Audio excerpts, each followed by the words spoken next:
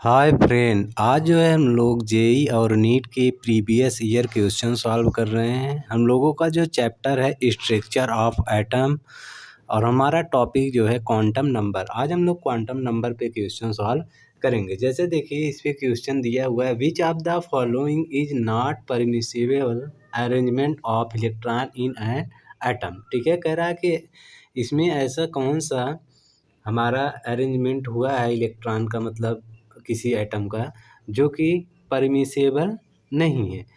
तो इसके लिए हम लोग क्या करेंगे, पहले कुछ बेसिक कंसेप्ट को समझेंगे। ठीक है, बेसिक कंसेप्ट का मतलब जैसे देखिए, जैसे सपोज करिए हम लोगों को ऐसे दिया है 3D दिया है। Okay, 3D। तो 3D ऑर्बिटल के लिए अगर हमसे पूछेगा इसमें n का वैल्यू, तो हम बताएंगे क्या, n का वैल्यू जो होता है ये हमारा 3 होता है। ठीक है, क्योंकि देखिए ये 3D है। ठीक, और उसके बाद अगर हम लोगों से पूछेगा n हमारा क्या है, प्रिंसिपल क्वांटम नंबर। ठीक है, उसके बाद हमारा अगर एजीम्यूथल क्वांटम नंबर पूछेगा, जिसको हम लोग किससे दिखाते हैं, L से दिखाते हैं। ठीक है, L से। तो इसका जो D के लिए होता है, इसका वैल्यू क्या होता है, 2 होता है। क्या होता है, 2 होता है। ओके, इसी तरीके से अब हम लोग मैग्नेटिक क्वांटम नंबर देखेंगे। तो मैग्नेटिक क्वांटम नंबर के लिए जो होता है हमारा, इसको हम लोग M से दिखाते हैं। तो इसके लिए देखिए क्या होगा, जैसे ये एजीम्यूथल क्वांटम नंबर है और ये मैग्नेटिक क्वांटम नंबर। तो जो ये मैग्नेटिक क्वांटम नंबर है ना, ये एजीम्यूथल क्वांटम नंबर पे जो है डिपेंड रहता है। ठीक है, यानी ये हमारा यल के वैल्यू पर एम जो है डिपेंड रहता है या निर्भर करता है। जैसे देखिए अब हम इसका एम का वैल्यू अगर निकालेंगे, इसमें क्या होगा, प्लस, ठीक है, +2 +1 0 -1 -2। ओके, तो यानी कहने का मतलब जो मैग्नेटिक क्वांटम नंबर है इसमें कोई भी हमारा हो सकता है, +2 +1 0 -1 -2, इसमें से कोई भी हो सकता है। ओके, तो याद रखे रहिएगा, इतना बात आपको समझ में आया। ठीक, यानी डी ऑर्बिटल है तो इसलिए एल का वैल्यू 2 होगा, और एम की जो वैल्यू होता है यानी मैग्नेटिक क्वांटम नंबर, वो एल पे डिपेंड करता है। तो एल की वैल्यू जैसे देखिए 2 आया, तो इसीलिए देखिए पहले हम लोग 2 इसमें करेंगे, +2 फिर +1 फिर उसके बाद 0 आता है, फिर -1 फिर -2 आता है। ठीक है, इतना बात समझ में आया।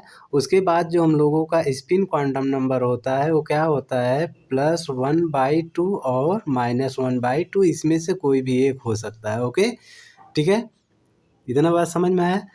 अब देखिए, अब इसमें ये बोल रहा है कि जैसे क्वेश्चन दिया हुआ है, इसमें बोल रहा है कि कौन सा ऐसा एटम है जिसमें इलेक्ट्रॉन का अरेंजमेंट सही तरीके से नहीं हुआ है, नॉट परमिसिबल। ठीक है, तो देखिए जैसे हम लोग देख रहे हैं n = 5 है। ठीक है, L = 3 है और m = 0 है, इसमें s = इतना है। ठीक, तो अगर ध्यान दीजिए, जैसे मान लीजिए सपोज करिए हम लोगों का क्या है कि थोड़ा सा और देख लीजिए पहले, जैसे एल का वैल्यू और भी होता है, एस ऑर्बिटल के लिए, पी ऑर्बिटल के लिए, डी ऑर्बिटल के लिए और एफ ऑर्बिटल के लिए। ठीक है, ओके, तो अब देखिए एस ऑर्बिटल के लिए जो एल की वैल्यू होता है, क्या क्या होता है, इसका 0 होता है, इसका 1 होता है, इसका 2 होता है, इसका 3 होता है। ठीक, जैसे सपोज करिए हमारा ये एफ है ना, क्योंकि इसमें देखिए L = 3 है। ठीक है, तो यानी एफ ऑर्बिटल है, ये कौन सा ऑर्बिटल है, एफ ऑर्बिटल। तो एफ ऑर्बिटल यानी 5f तो होता है ना, 5f होता है। तो जब 5f होगा तो एन का वैल्यू देखिए 5 हो गया, एल का वैल्यू क्या हो गया, 3 हो गया। इतना समझ में आया। यम का वैल्यू जो होगा क्या होगा हमारा, +3 से, और जैसे मतलब +3 होगा और उसके बाद +2 होगा, फिर उसके बाद +1 होगा, फिर 0 होगा, फिर -1 होगा, फिर -2 होगा, फिर -3 होगा। ओके, तो हम बोले थे कि इसमें से कोई भी हो सकता है। तो जैसे इसमें देखिए 0 है ना, तो 0 है तो यानी 0 है, एम का वैल्यू 0 और एल का वैल्यू 3 है, एफ ऑर्बिटल है, तो यानी ये वाला अरेंजमेंट सही है। कुछ समझ में आया कि नहीं। अब देखिए नेक्स्ट हम बता रहे हैं, तब समझ में आएगा अच्छे तरीके से। तो यानी फर्स्ट वाला अरेंजमेंट सही है। अब देखिए जैसे n = 3 है, L = 2 है और m = -3 है और s = -1/2 है। तो यल इक्वल टू अगर 2 आ गए तो इसका मतलब क्या हुआ? अभी हम बताए थे कि अगर डी ऑर्बिटल है तो उसके लिए यल का वैल्यू क्या होता है? 2 होता है। इसको आपको याद करना पड़ेगा, ध्यान दीजिएगा, ठीक है? अगर डी ऑर्बिटल है तो यल का वैल्यू क्या, यल का वैल्यू अगर 2 है तो हमको तुरंत समझ जाना है कि डी का ये क्या है, डी ऑर्बिटल है, ठीक है? तो यानी यहाँ पे यल इक्वल टू 2 है और एन इक्वल टू 3, तो यानी कि इसका मतलब क्या हो गया, 3D ऑर्बिटल हो गया, ठीक, 3D ऑर्बिटल हो गया। अब इसमें देखिए m इक्वल टू क्या आ गया, -3।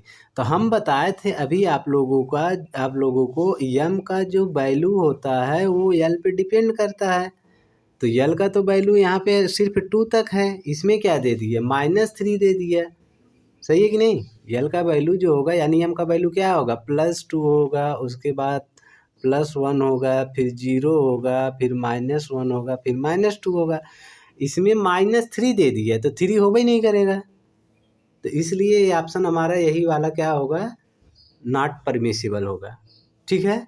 अब देखिए नेक्स्ट हम लोग इसको भी थोड़ा जो है सॉल्व कर लेते हैं, सी वाला ऑप्शन को। जैसे देखिए एन इक्वल टू 3 दिया, L equal to 2, M equal to -2, ठीक है? तो अभी हम बताएं अगर एल इक्वल टू 2 है तो कौन सा ऑर्बिटल है, 3D ऑर्बिटल है। 3D कैसे पता चला, क्योंकि एन इक्वल टू 3 है, ठीक है? तो यहाँ से हमको पता चल गया कि एन का वैल्यू क्या है, 3 है, एल का वैल्यू डी ऑर्बिटल के लिए क्या होता है, 2 होता है, और एम का वैल्यू क्या दिया, -2। तो हम बताए थे कि अगर एल का वैल्यू क्या है, 2 है, तो एम का वैल्यू क्या आ जाएगा, एम का वैल्यू जो होगा हम लोगों का क्या होगा, +2 +1 0 -1 -2 होगा। तो इसमें देखिए +2 है ना एम का वैल्यू, क्योंकि ये 2 है इसमें, तो इसलिए, और -2 भी है देखिए, तो यहाँ पे प्लस नहीं दिया, माइनस दिया। हम बोले थे इसमें से कोई भी हो सकता, प्लस भी हो सकता, माइनस भी, तो इसलिए ये माइनस वाला हमारा सही होगा। और यस का वैल्यू तो आपको जानते ही है, ठीक है? तो इसलिए ये भी सही हो गया, ये भी सही हो गया। अब देखिए यहाँ पे जैसे डी ऑर्बिटल को भी डिस्कस करते हैं हम लोग, डी वाला ऑप्शन को। जैसे n इक्वल टू 4 दिया है तो n इक्वल टू 4 के लिए क्या होगा, यानी कहने का मतलब 4s ऑर्बिटल। एस ऑर्बिटल हमको कैसे पता चला, क्योंकि एल की वैल्यू क्या है, 0। तो एल की अगर वैल्यू 0 होता है तो कौन सा ऑर्बिटल होता है, एस ऑर्बिटल होता है, ठीक है? तो एल की वैल्यू जब 0 होगा तो एम का भी वैल्यू क्या होगा, 0। क्यों, क्योंकि एल की जो एम की जो वैल्यू होती है वो एल पे डिपेंड होता है। तो अगर एल की वैल्यू 0 है तो एम की भी वैल्यू 0 होगा। तो इसलिए ये वाला ऑप्शन हमारा क्या होगा, ये भी सही होगा, ये भी सही होगा, ये भी सही होगा, डी वाला ऑप्शन नहीं सही होगा, ओके? तो इस तरीके से हम लोग अच्छे तरीके से जब समझेंगे तभी हमारा क्वेश्चन होगा। तो देखिए सन 2009 में आपका क्वेश्चन आया हुआ है, ठीक है, ओके?